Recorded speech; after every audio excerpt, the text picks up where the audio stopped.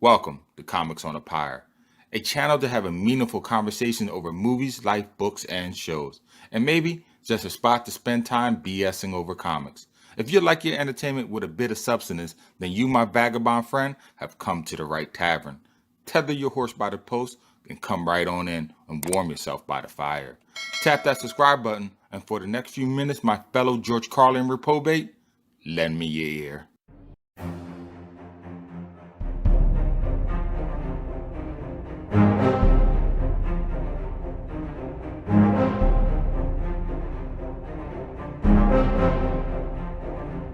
Journey into Mystery issue number 109, published in October of 1964, titled When Magneto Strikes. You know, with all the comic book fantasy matchups I did as a kid, I'm surprised I've never matched up the Thunder God versus the Master of Magnetism. I mean, think about it. Both are powerful foes that can hold their own against almost any other Marvel character. But the one question I kept asking myself before I cracked open this issue is, can Magneto lift Thor's hammer with his magnetic mutant abilities? I mean, I know Magneto is not worthy to lift Mjolnir physically on his own, but can his power over metal supersede the mallet's enchantment? After all, every rule has his way around it. I guess we'll just have to wait and see. The plot of the story is pretty flimsy. Magneto and his crew, the Brotherhood of Evil Mutants, are searching for their arch enemies, the X-Men. Having a strong hunch that the X-Men are located somewhere on the island of Manhattan, Magneto orders his subordinates to recon the area and report back their findings. Here's where we get a little information regarding the morale of his motley crew.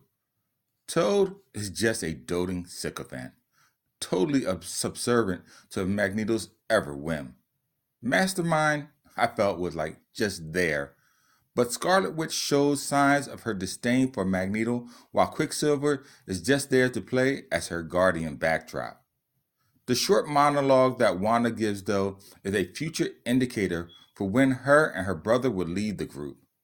Even right from the beginning of their recruitment, it was obvious that these two would not be aligning themselves long along the side of Magneto. Their allegiance was strictly out of a debt that they felt that they owed him, and not because of any nefarious purposes. I would like to point out also that Magneto, at the genesis of his creation, was just a simple one-dimensional villain, as stated in this panel. But I ask not for friendship or love. All I demand is fear and blind obedience. For I am Magneto, mightiest of mutants. He was not created with the Malcolm X persona in mind. Thankfully, this changes, but it will not be for many years in the future. Here, he acts more like a dictator, a despot, one who demands all mutants and humans bend their knee to his will. Later on, he becomes a savior, an aegis for his fellow mutant. Anyhow, by using Magneto's power to find the X-Men, he releases a magnetic force into the area, pulling all things made of metal in his direction. Although why he is doing this is not fully explained. Thor becomes concerned with the unusual phenomenon and allows his metal hammer to pull him to the force's epicenter. It is here that the Thunder God becomes aware of a strange underwater submarine. When Thor enters the U-boat, he is able to take Magneto unaware, which is something I found unusual. Let me explain. Wolverine, with all his stealth and furtive movements, is unable to sneak up on Magneto. Why? Because Wolverine's bones are laced with a unique metal known as adamantium, a rare type of metal that Magneto, because of his special abilities, can sense out easily as out of the ordinary.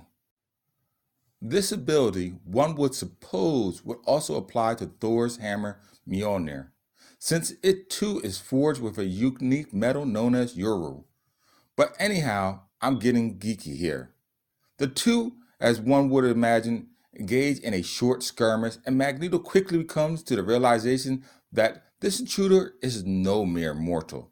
In fact, because of the fighting prowess, Buckethead assumes that Thor is a mutant and tried to persuade the Thunder God to join his team of evil mutants, offering riches beyond his imagination. Of course, Thor declines the offer, and once again, the two engage in combat, with Magneto able to halt Thor's hammer in mid flight using his mutant abilities. Something I was not sure that Magneto could do with his powers. In the end, though, the Thunder God's might proves to be too powerful for the X-Men's arch enemy to handle.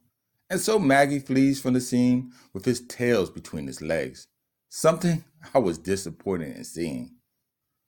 Given to how powerful Magneto is, I thought that he would at least fight Thor to a standstill.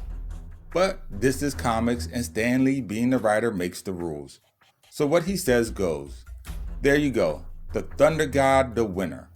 I wonder if the rematch happened nowadays in modern times, would the outcome of the event be any different?